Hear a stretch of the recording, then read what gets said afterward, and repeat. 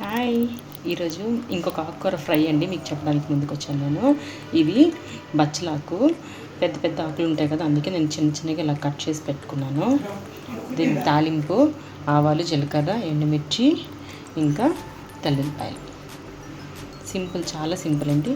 ఇంకెప్పటిలాగే ఉప్పు, నూనె. ఆయిల్ వేడెక్కిపోయింది.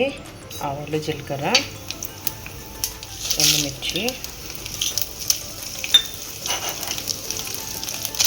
తెల్లుల్లిపాయలు కాసేపు ఫ్రై చేసుకుందాం. తెల్లుల్లిపాయలు ఎక్కువ ఫ్రై చేయని అవసరం లేదు, ఎందుకంటే ఆకుకూరతో ఫ్రై అవుతుంటారు.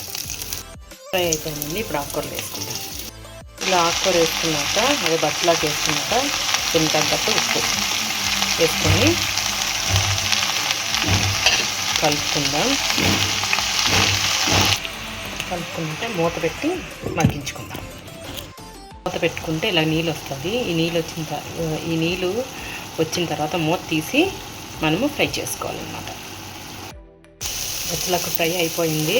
వేడి వేడి అన్నంతో, మీకు నెయ్యి ఇష్టం ఉంటే నెయ్యి వేసుకొని బచ్చలాకు కూర ఫ్రై తింటే చాలా బాగుంటుంది. ట్రై చేయండి, లైక్ చేయండి, సబ్స్క్రైబ్ చేయండి. బాయ్.